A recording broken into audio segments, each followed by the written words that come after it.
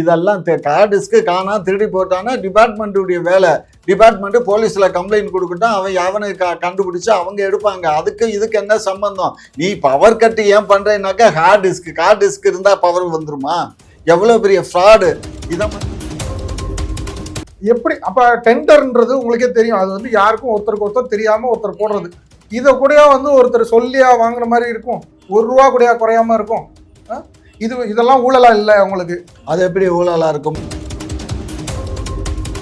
அது அங்கதானே கேள்வி வருது. இப்ப நீங்க ஊழல்ன்றது நான் ஏன் சொல்றேன்னா, நீங்க என்னதான் சிண்டிகேட்டை வச்சு வேலை பார்த்தாலும் ஒரு புது நபர் வந்து நான் வந்து என்னுடைய பொருளை நான் வந்து விற்கிறேன் அப்படின்னு முடிவு பண்ண முடியாதா? இல்லை அவன் வந்து வேற ஒரு கொட்டேஷன் கொடுக்க மாட்டானா? அது கம்மியா இருக்காதா?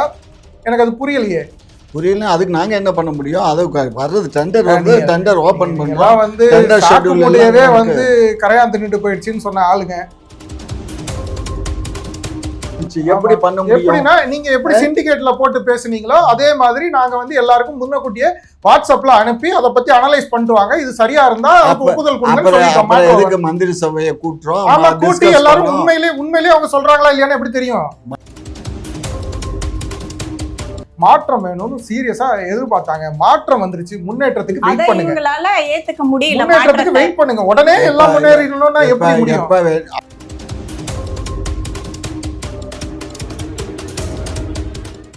இப்போ நீங்களும் மது கடைகளை மூடுறோம்னு சொல்லிருக்கீங்க. ஆனா இவங்க வந்தவொடனே ஒரு ஸ்டெப் எடுத்தாங்கல்ல. ஸ்டெப் எடுத்தாங்கன்னு எல்லாம் எழுத்துல இருக்கு, வாயில தான் இருக்கே தவிர செயல் வடிவத்துக்கு வரலைங்கிறதானே பிரச்சனை. இப்போ ஏற்கனவே மின்சாரம் இல்லைன்னு சொல்லி நேற்று கூட ஈசிஆரில் இப்போ 3 மணி நேரமாக கரண்ட் வரலைன்னு எல்லாம் ரோட்டில் வந்து போராடுறாங்க. இது எல்லா மாவட்டங்கள்லையும் எல்லா இடங்கள்லையும் இந்த போராட்டம் நடக்குது. புரிஞ்சுங்களா? நேற்று ஈசிஆர்ல நடந்த போராட்டம் பெரிய போராட்டம். அதுக்கு தான் ராதாகிருஷ்ணன் அவர்களும் ஒரு விளக்கம் கொடுத்தாரு.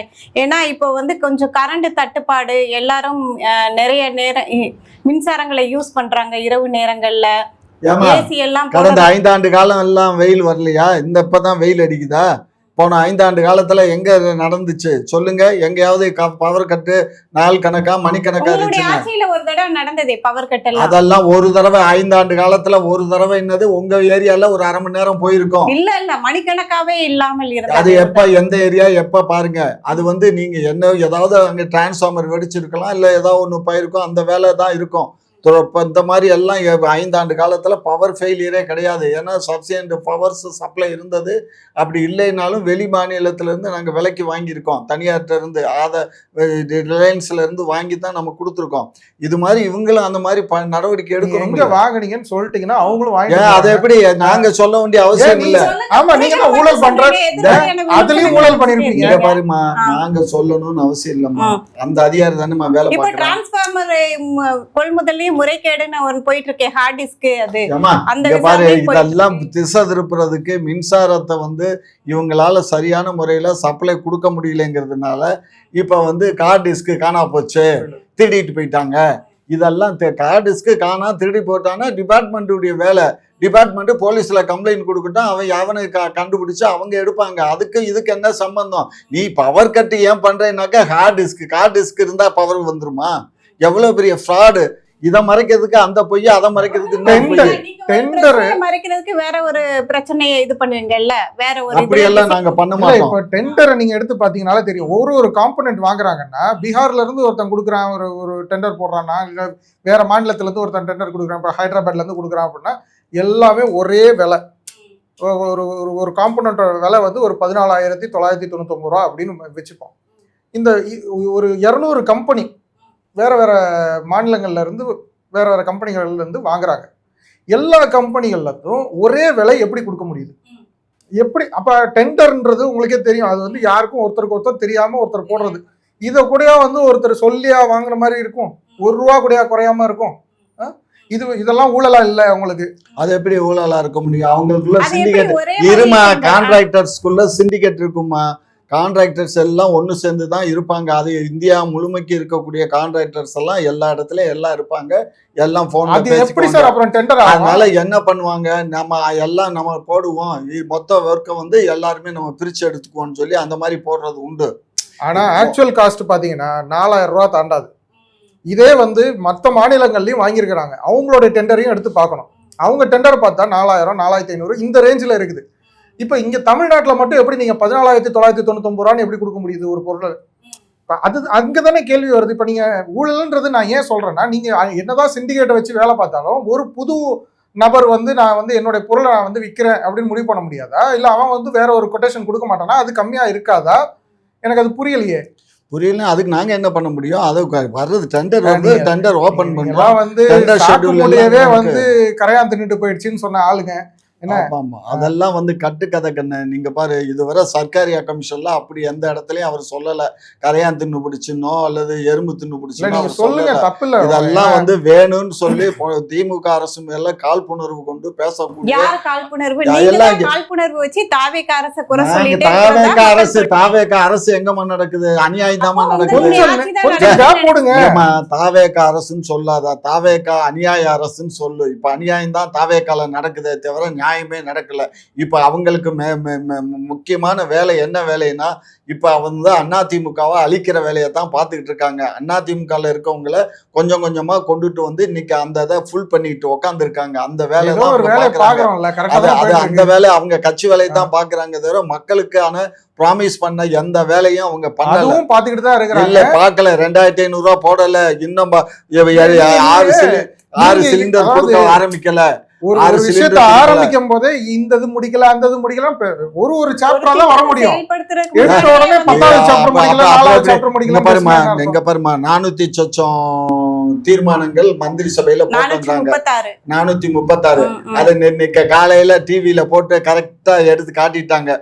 3 செகண்டுக்கு ஒரு தீர்மானம் வருது. 70 நிமிஷத்துல மொத்த தீர்மானம் போட்டு பிரிண்ட் பண்ணி வந்துருச்சு. எப்படி பண்ண முடியும்? எப்படின்னா, நீங்க எப்படி சிண்டிகேட்ல போட்டு பேசுனீங்களோ அதே மாதிரி நாங்க எல்லாருக்கும் முன்னக்கூட்டியே வாட்ஸ்அப்ல அனுப்பி அதை பத்தி அனலைஸ் பண்ணுவாங்க. இது சரியா இருந்தா ஒப்புதல் கொடுங்க. எதுக்கு மந்திரி சபையை கூட்டுறோம்? கூட்டி எல்லாரும் உண்மையிலேயே அவங்க சொல்றாங்களா இல்லையான்னு எப்படி தெரியும்? மந்திரி சபைங்கிறது பேரளவுக்கு தான் மந்திரி சபையை கூட்டி இருக்காங்க.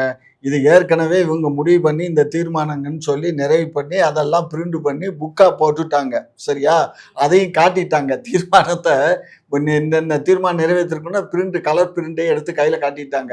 அப்ப இதுல இருந்து என்ன தெரியுது? நேற்றுக்கே சொல்லிட்டாங்க, இந்த மாதிரி இத்தனை செகண்டுக்கு எப்படி ஒரு தீர்மானத்தை போட முடியும்னு. பத்திரிகையாளர் நோண்டிடுவானல்ல, நோண்டி ஹிந்து பத்திரிகையாளர் எடுத்து போட்டு எல்லாமே ஏற்கனவே முடிவு செய்யப்பட்டிருந்தால் அப்படியே இருந்தாலும் கூட அது தீர்மானமா ஒத்துக்கிறது அன்னைக்கு அந்த பொசிஷன்ல வச்சு ஒத்துட்டு போறாங்க. என்ன தப்பு இருக்கு? அது என்ன வேணாலும் பண்ணுங்க. ஆனா அந்த தீர்மானம் எதுவுமே இவங்களால செய்ய முடியாது. பேரளவுக்கு தீர்மானம் எப்படி செய்ய முடியாது? இப்ப முடியாதுங்கிற 714 கடையை அடைக்கிறோம்னு சொன்னீங்களே, 717 கடைகளை எங்க அடைச்சிங்க? அதுக்கு பதில் சொல்லுங்க. 2,500 ரூபாய் தரேன், 1000 ரூபாய் தான் போட்டீங்க, அதுக்கு பதில் சொல்லுங்க. தமிழகம் முழுவதும் பெண்களுக்கு இதெல்லாம் உடனே பாஸ், ஒரு கையெழுத்து தானே. எல்லா ஊர்லயும் பஸ் மகளிர் உரிமை திட்டம் சொல்லிட்டு எப்ப கொடுத்தீங்க? அது நாங்க கொரோனா காலத்துல மாட்டிக்கிட்டு இருந்தோம். இப்ப கொரோனாவும் இல்ல, கத்திரிக்காயும் இல்ல, ஃப்ரீயா இருக்கு. நாங்க இன்னைக்கு ஜிடிபியை 16.70% நாங்க கொண்டு உச்சத்துல வச்சுட்டு தான் வெளியில போய். ஜிடிபி வளர்ச்சியில இருந்தா ஒரு நாடு வளர்ச்சி வளர்ச்சி அடைஞ்சிருக்கு. பொருளாதாரத்துல தன்னிறைவுக்கு வந்துட்டு இருக்குன்னு தான் அர்த்தம். ஜிடிபி உயர்ந்துச்சுன்னா அந்த அளவுக்கு தான் இந்த நாட்டை விட்டு நாங்க வெளியில வந்திருக்கோம். ரொம்ப லாஸ்ல வரல. சும்மா இந்த தொடச்சிட்டு வந்தோம். 10 லட்சம் கோடி கடன்கிறது ஏற்கனவே இருந்தது 5 லட்சம், 4,80,000. நாங்க வட்டி கட்டுறது 2,13,000 கோடி. மீதம் தான் நாங்க வாங்கியிருக்கோம். நாங்க இன்ஃப்ராஸ்ட்ரக்சர்ஸ் டெவலப் பண்ணியிருக்கோம். இந்த மொத்தமே 3,80,000 தான் பட்ஜெட்டு. இதுல கிட்டத்தட்ட 50% 60% விழுக்காடு சம்பளமே போயிடும். எந்த திட்டத்துல எவ்வளவு காசு எடுக்க முடியும்னு தெளிவா தெரியும். அதனால அத்தனை திட்டத்தையும் போட்டீங்க. மக்களுக்கு தெரியற மாதிரி சில விஷயங்களை செஞ்சு, அதாவது கண்ணு முன்னாடியே கொள்ளையடிச்சிருக்கிறீங்க. அவ்வளவுதான் இது நடந்திருக்குது இத்தனை காலத்துல. இது தெரிஞ்ச மக்கள் உங்களுக்கு ஓட்டு போடல. மாற்றம் வேணும்னு சீரியஸா எதிர்பார்த்தாங்க. மாற்றம் வந்துருச்சு. முன்னேற்றத்துக்கு வெயிட் பண்ணுங்க. ஏத்துக்க முடியல. முன்னேற்றத்துக்கு வெயிட் பண்ணுங்க. உடனே எல்லாம் முன்னேறணும்னா எப்படி முடியும்? உடனே நான் தான் அடுத்த காலம் தானே ஆகி இருக்குது. ஒரு பானை சோத்துக்கு ஒரு சோறு தாமா பதம். இவங்க ஆட்சிக்கு வந்த உடனே இவங்க எப்படி நடந்து அரிசியை உலையில வச்ச உடனே பதம் பார்த்தா என்ன அர்த்தம்? நான் என்ன கேக்குறேன்னா, நீங்க ஒரு ஆட்சிக்கு வந்த உடனே 30 நாள் ஆயிடுச்சு. காங்கிரட்டா என்ன நடவடிக்கை எடுத்திருக்கீங்க? ஏதாவது ஒரு நடவடிக்கை எடுத்தோம்னு சொல்லுங்க. சும்மா அறிக்கை விட்டாக்க இதெல்லாம் வந்து இப்ப நேத்து கூட டாஸ்மாக் பத்தி பேசிட்டு இருந்தப்போ அதோடைய அமைச்சர் சொன்னாங்க 1200 கோடி ஊழல் நடந்திருக்குது. அதாவது கொள்முதல் பண்றதுலயே அவ்வளவு ஊழல் நடந்திருக்குது. அதெல்லாம் கிடையாதுமா. பணம் எல்லாம் தனிநபர் கைகளையும் கட்சிக்காரங்க கிட்ட தான் போயிருக்குது. அதெல்லாம் அவன் சொல்லுவான். அவன் அந்த மாண்புமிகு அமைச்சர் பேசுனத பேசுறீங்களே அது என்னன்னு அவருக்கும் மக்களுக்கும் புரியுற மாதிரி பேசல. இருமா அதுல இருந்து ஒன்னு என்ன புரிஞ்சுக்கிட்டீங்க? டாஸ்மாக்ல ஊழல்னு புரிஞ்சுக்கிட்டீங்க, அவ்வளவுதான். அது அல்ல. அதுல மட்டும் இல்ல, எல்லா துறைகளையும் ஊழல் இருக்கு. பாருமா, அது என்ன தெரியுமா? இப்ப டாஸ்மாக்ல இருந்து எல்லாத்துக்கும் சரக்கு வந்து அட்டைப்பெட்டியில தான் வரும். அந்த காலி அட்டைப்பெட்டி இருக்கு இல்லையா, அந்த காலை அட்டைப்பெட்டி அந்த கடையில வேலை பார்க்கறவன் தான் அதை வித்துக்குவான். அதை வந்து நமக்கு திருப்பி கொடுக்க மாட்டான். ஏன்னா அவனுக்கு தான் அந்த ஏத்து கூலி இறக்கு கூலி அந்த வாடகை இந்த 20 ரூபா வாங்குறானே அதெல்லாம் அதுக்கு தான். ஏன்னு கேட்டிங்கன்னா பாட்டில் உடஞ்சி போச்சுன்னா அது அதனுடைய நஷ்டேடு அவன் வேலை பார்க்குறவன் தான் கொடுக்கணும். எவனுமே இன்னைக்கு டாஸ்மாக்கு வாடகைக்கு கொடுக்க பில்டிங் ரெடி இல்லை. அப்படியே கொடுத்தாலும் 2000 ரூபா வாடகைன்னா இவன் 500 ரூபா தான் கவர்மெண்ட் ஃபிக்ஸ் பண்ணும். மீதம் 1500 ரூபா அவன் கையில இருந்தா கவர்மெண்ட்டே கட்ட வேண்டிய. ஆகையினால ரெண்டாவது இவங்க 2 பேருக்கு தான் அவங்க அனுமதி. ஒரு கடையில 2 பேர் இருக்குதா பார்க்காது. ஒருத்தர் கேஷ் வாங்கணும், ஒருத்தர் எடுத்து கொடுக்கணும். அது மட்டும் பத்தாது. அப்ப எம்டி பாட்டில் வேற வாங்கிட்டு இருக்க வேண்டி இருக்கு. இப்படி பல்வேறு சூழ்நிலைகள்லாம் இருக்கும்போது இவங்க ஹெச்ஆர்னு சொல்லி அவங்க ஒரு 2 பேரை வேலைக்கு வச்சுக்குவாங்க. அவங்களுக்கு இவங்க தான் சம்பளம் கொடுக்கணும், கவர்மெண்ட் கொடுக்காது. ரெண்டாவது இவங்களுக்கு வெறும் 350 ரூபா தான் சம்பளம். அப்ப இந்த சம்பளத்தை வச்சு இவங்களால பொழைக்க முடியாது. அப்ப இந்த அட்டைப்பெட்டி எல்லாம் அவங்க வித்துக்குவாங்க. வித்து அவங்க அதை எடுத்துக்குவாங்க. அதை வந்து இவங்க ஊழல்னு சொல்லிட்டு என்னமோ உலகமாக அது மாதிரி வச்சு மாண்புமிகு அமைச்சர் கூப்பிட்டு சொல்றாரு. அட்டைப்பெட்டியை வந்து வித்ததுல வந்து ஊழல்னு சொல்ல முடியாது. அட்டைப்பெட்டியை வந்து இதை வந்து கடையில வேலை பார்க்குறவங்க அவங்க இஷ்டத்துக்கு வித்து பைசா எடுத்துக்கிட்டாங்க. இனி அதை நாங்க வந்து கவர்மெண்ட்டுக்கு கொடுக்கணும்னு சொல்லியிருக்கோம்னு அப்படி விளக்கமா சொல்லியிருக்கணும். அதெல்லாம் அதாம்மா இவங்க பேசுறது எல்லாம் அதாவது பூசகமா பேசுறது. எது உண்மையை நேரடியா பேசுறது இல்ல, மறைமுகமா பேசுறது. ஆனா அந்த 1200 கோடி இன்னைக்கு கவர்மெண்ட் 1500 கோடியாவது கத்திரிக்காவது அவன் கணக்கு போடுறதெல்லாம் தப்புமா. ஒரு டாஸ்மாக் கடையில எத்தனை பாட்டில் எத்தனை எம்டிவி அட்டைப்பெட்டி இருக்குன்னு. சரி, 3600 கோடி ஊழல் அது என்னது? என்ன 3000 பாட்டிலுக்கு 10 ரூபாய் எக்ஸ்ட்ரா வாங்குறது? அதுதான் இப்பயும் வாங்குறாங்கல்ல, இப்பயும் தான் வாங்குறாங்கல்லம்மா பாட்டிலுக்கு 10 ரூபா. அதுதான் கட்டுக்குள்ள கொண்டு வந்து. கட்டுக்குள்ள எங்க கொண்டு வந்தாங்க? கொண்டு வரலையே. 10 ரூபா வாங்கியிருக்கீங்க. அன்னைக்கு நீங்க தானே அந்த சங்க தலைவர்கிட்ட பேட்டி எடுத்தீங்கல்ல. அவர் என்ன சொன்னாரு? 10 ரூபா இல்ல 20 ரூபா வாங்குறாங்கன்னு சொன்னாரா இல்லையா? அப்புறம் என்ன திரும்ப ஏன்ட்ட கேள்வி கேக்குறீங்க? இதெல்லாம் உங்களுடைய ஆட்சியில தானே நடைமுறைப்படுத்தப்பட்டது. எங்க ஆட்சியில 10 ரூபா வாங்கினாங்க, உண்மைதான். நாங்க இல்லைன்னு சொல்ல. எங்க ஆட்சி மட்டும் இல்ல, ஜெயலலிதா அம்மா என்னைக்கு மதுக்கடையில வந்து அரசு உடைமை ஆக்குச்சோ அன்னையில இருந்து அது நடந்துகிட்டு தான் இருந்துச்சு. நான் என்ன கேட்கிறேன், மேக்ஸிமம் ரீட்டைல் பிரைஸ் போடுறோம், எம்ஆர்பி அதுதான். ஸோ இந்த எம்ஆர்பிக்குள்ளேயே அந்த அந்த அந்த பொருள் வந்து நீங்கள் வந்து கூலிங் பண்ணுறீங்க, இல்லை நீங்கள் வந்து ஃப்ரிட்ஜ் மெயின்டைன் பண்ணுறீங்க, இல்லை வேறு ஏதோ ஒரு காரணத்துக்காக நீங்கள் இது பண்ணுறீங்கன்னா அதுக்கு ஒரு கமிஷனும் அந்த அமௌண்ட்டும் அங்கே போயிடுது. இப்போ நான் என்ன கேட்குறேன், இது கவர்மெண்ட்டுக்கு தான் இந்த பணம் போகுது இல்லையா? அந்த லாபம் வந்து கவர்மெண்ட்டுக்கு தான் போகுது. அந்த லாபம் கவர்மெண்ட்டுக்கு போகும்போது இந்த மாதிரி சின்ன சின்ன விஷயங்களை அந்த கவர்மெண்ட்டே பார்க்கலாம். அதை ஏன் பண்ண தவறுது? அப்போ அதே மாதிரி இந்த பாட்டில்கள் வந்து வேற எங்கேயாவது கீழே கடந்தாலோ இல்லை எடுத்துகிட்டு வந்து நீங்கள் திருப்பி டாஸ்மாகில் கொடுத்தீங்கன்னா மறுபடியும் அந்த 10 ரூபா வழங்கப்படும்னு ஒரு கான்செப்ட் இருக்குது. இதை வந்து ஸ்ட்ராங்காக விளம்பரப்படுத்தியிருக்கணும். நிறைய பேருக்கு இது தெரியாது. இது தெரிஞ்சிருந்தா அதை குடிக்கிறவனே குடிச்சிட்டு ரொம்ப பாதுகாப்பாக கொண்டாந்து திருப்பி கொடுத்துட்டு போயிருப்பான். அதுக்கான சந்தர்ப்பமும் கிடையாது. இப்போ இதில் எனக்கு ஒரு சந்தேகமும் ஏற்படுது. நீங்கள் 10 ரூபாய்க்கு இந்த 10 ரூபா பற்றி பேசுகிறீங்க, அட்டைப்பெட்டியை பற்றி பேசுகிறீங்க. இது தெரிஞ்ச டாஸ்மாக் ஊழியர்கள் இருப்பாங்க. தொடர்ந்து அங்கே பாட்டில்கள் குவிகிறத அந்த பாட்டில்களை மொத்தமாக எடுத்து அவங்களே கணக்கு காமிச்சிட்டு அந்த பணத்தை அவங்க எடுத்துருக்க கூடாதா என்ன? ஸோ இது வந்து தெளிவுபடுத்த வேண்டிய கட்டாயம் எல்லாருக்குமே இருக்குது. அதில் யாராக இருந்தாலும் இதுக்கு முன்னாடி இருந்த அரசாங்கமும் சரி, இப்போ இருக்கிற அரசாங்கமும் சரி, அவங்களோட அமைச்சர்கள் வழியாவோ இல்லை யார் வழியாவோ தொடர்ந்து இதுகளை பற்றி சொல்லணும். அதாவது குறைஞ்சபட்சமா அவங்க வந்து ஒரு மீடியாவை சந்திச்சாவது இதை பத்தி என்னன்னு விளக்கம் கொடுக்கணும், அதை பற்றி விழிப்புணர்வு கொடுக்கணும். ஏன்னா இது வந்து இதெல்லாம் வந்து ஒரு பெரிய விளம்பரமாவே ஆயிருக்கணும். இந்த பாட்டில திருப்பி கொண்டாந்து கூட உனக்கு 10 ரூபா தரேன், ஏன்னா அதுதானே அந்த கான்செப்ட், அதுதானே அதுக்கு தானே ஸ்டிக்கர் ஒட்டப்படுது. ஸோ அந்த கான்செப்ட்ல நீங்க ஒர்க் பண்ணியிருந்தீங்கன்னா சரி பரவாயில்ல, இதுக்காக தான் வாங்கியிருக்காங்க, திருப்பி கொடுத்துடலாம், திருப்பி கொடுத்தா காசு கிடைக்கும் அப்படின்னாவது இருந்திருக்கும். எதுவுமே இல்லை. திமுக ஆட்சி இல்லை, இதை வந்து ரொம்ப சௌகரியமா அவங்க வந்து கையாண்டுட்டு போயிட்டாங்க. இப்ப அத வந்து அடுத்தவன் பண்ணானா இப்ப அவங்களுக்கு கஷ்டமா இருக்கு. அதுதான் இப்ப பிரச்சனை. சொல்லுங்க ஐயா. அதாவதுமா இவர் சொல்றது வந்து எப்படி இருக்குன்னா, ஏற்கனவே அதில் அச்சிடப்பட்டிருக்க பணத்துக்கு விற்கிறாங்க சரக்கை. அது கவர்மெண்ட்டுக்கு போயிடும், கணக்குக்கு போயிடும். கவர்மெண்ட்டு வந்து சில தெதுகளை வந்து கொடுக்க இயலாது. இப்போ வந்து பிடபிள்யூடி வந்து வாடகை ஃபிக்ஸ் பண்ணுறது பிடபிள்யூடி தான் பண்ணணும். எக்ஸிக்யூட்டிவ் இன்ஜினியர் தான் பண்ணி கொடுப்பாரு. அவர் பண்ணுறது வந்து என்ன ரேட்டோ அந்த ரேட்டு தான் அங்கே அவங்களால கொடுக்க இயலும்.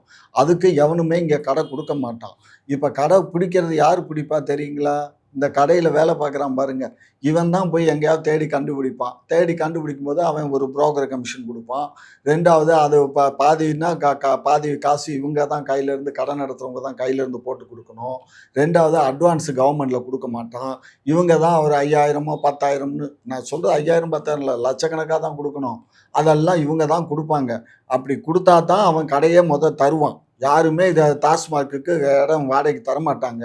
அப்போ அதிகமாக காசு கொடுக்குறதா கடைக்காரன் தான் கொடுக்க முடியும், அரசாங்கம் கொடுக்க முடியாது. அரசாங்கம் எந்த கணக்குலையும் எழுதுனா அரசாங்கம் மேலே இருக்க ஆடிட்டர் ஒத்துக்க மாட்டான். பிடபிள்யூடி ஃபிக்ஸ் பண்ணதுக்கு மேலே 10 பைசா கூட கொடுக்க மாட்டான். புரியுதுங்களா? ஆகையினால இவங்க இந்த கடையில் வேலை பார்க்குறவங்க தான் இதெல்லாம் அட்ஜஸ்ட் பண்ணி இவங்க செய்யணும். இதை கொடுக்க முடியல. நான் கேட்கறது இன்னொரு காரணம் கேட்குறேன். இதே இப்போ வந்து இத்தனை டாஸ்மாக் ஊழியர்கள் இருக்காங்க, இது ஒரு மிகப்பெரிய ஒரு அமைப்பாகவே மாறிடுச்சு. இவ்வளவு காலமா தொடர்ந்து நம்ம வந்து டாஸ்மார்க்குகளை வந்து மூடணும் அப்படின்னு சொல்லிட்டு ஜெயலலிதா அவர்கள் இருக்கும்போது ஒரு 500 டாஸ்மார்க் கடைகளை மூடுறாங்க. அப்புறம் இவர் வந்ததுக்கப்புறம் ஒரு 500 மூடுறாங்க. இப்படிமா தொடர்ந்து மூடுறாங்க. இப்போ இவர் ஒரு 700 சொச்சம் மூடி இருக்கிறதா சொல்கிறாங்க. ஸோ இவ்வளவும் மூடிக்கிட்டே வரும்போதும் கூட என்னைக்காவது இவ்வளவு விற்பனை குறைஞ்சிருக்கு அப்படின்னு ஏதாவது சொல்ல முடியுதா? தொடர்ந்து கூடிக்கிட்டே தான் போகுதே தவிர குறையலை.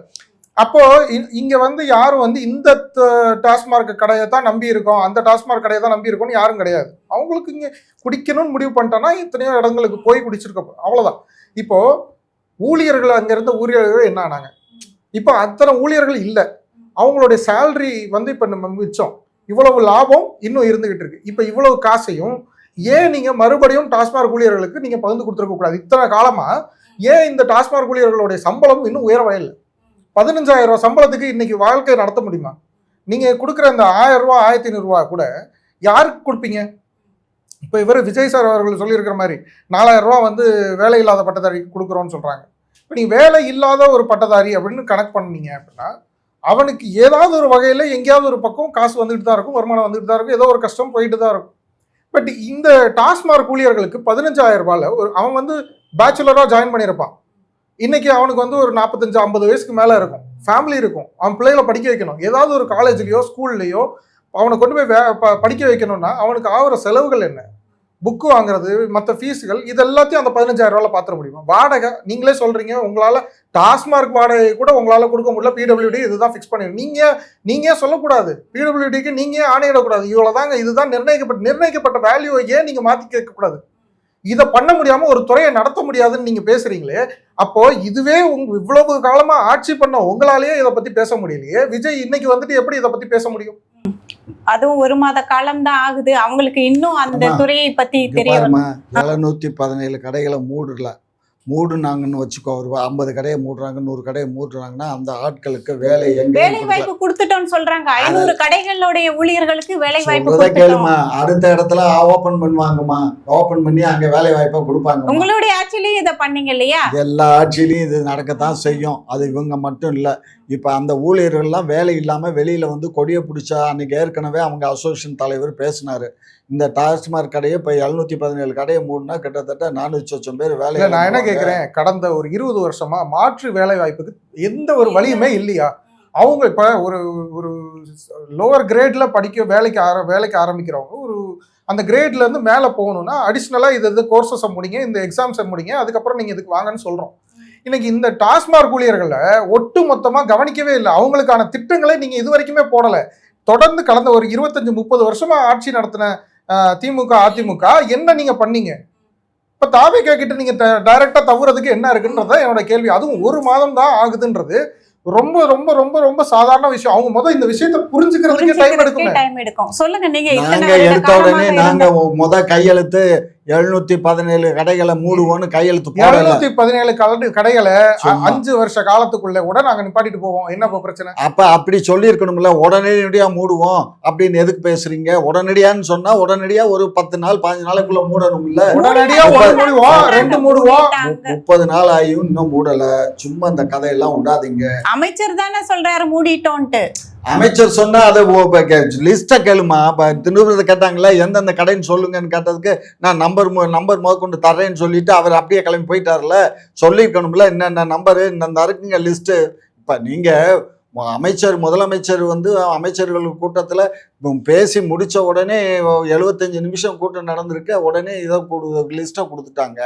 நீங்க வேணா ஒரு ஆர்டிஐ ஃபைல் பண்ணி கேளுங்க. அதனால இதெல்லாம் வந்து ரொம்ப தவறுமா. ஆனா கடைசியா மூடப்பட்ட 200 கடையோட ஊழியர்களுக்கு தான் நாங்க இன்னும் பணி அமர்த்தல அப்படின்னு சொல்லியிருக்காரு. 500 கடைகளுக்கான ஊழியர்களுக்கு வேலை அமர்த்தியாச்சு அப்படின்னு சொல்லியிருக்காரு. அடுத்த கடைக்கு அவங்கள அனுப்பிச்சிருக்காங்கம்மா. வேற வேலை கொடுக்கறதுக்கு இயலமா அந்த கொடுத்துருக்காங்க. இன்னும் அந்த கடைகளை மூடின கடைகள்ல அடுத்த இடத்துல திறக்கிறாங்க. இதுதான் விஷயம். என்னன்னா ஸ்கூலுக்கு பக்கத்தில் இருந்துச்சு, கோயிலுக்கு பக்கத்தில் இருந்துச்சுன்னா அதை எப்போ கோயிலுக்கு பக்கத்தில் ஸ்கூலுக்கு பக்கத்தில் இல்லாமல் வேற எங்கேயாவது கடையை பார்த்து திறந்துக்கோங்க அப்படின்னு உங்கள் பெர்மிஷன் கொடுக்குறாங்க. அவங்க வேற இடங்கள்ல பார்த்து திறந்துக்கிட்டு இருக்காங்க. சரியா? அதில் 2வது டாஸ்மாகில் வேலை பார்க்குறவங்க எல்லாம் யோக்கியர்னு நான் சொல்ல வரல. ஏன்னா சாதாரணமாக 15,000 ரூபா சம்பளத்துக்கு வேலை பார்க்குறவன் அவன் பார்த்தீங்கன்னா வசதி வாய்ப்புகளோட தான் வாழ்கிறான். எப்படி வாழ்கிறான்னா இந்த அட்டைப்பெட்டியில் வர்ற வருமானம், இந்த எம்டி பாட்டிலில் வர்ற வருமானம். எம்டி பாட்டில் கொண்டது இப்போ தான் மாசம் 1 லட்ச ரூபா சம்பளம் வாங்கிட்டு இருந்த ஸ்டாலின் அவர்கள் வந்து இன்னைக்கு வந்து காரே இல்லாம கஷ்டப்பட்டு இருக்காரு. இதை நீங்க நம்புறீங்கல்ல? அதே மாதிரி இதையும் நம்ப வேண்டியதான். சரியா? ஆகையினால இதெல்லாம் வந்து நீங்க எங்களை எதை வேணாலும் பேசலாம், ஆனா இதெல்லாம் ஒன்றும் கூட உண்மை இல்லை.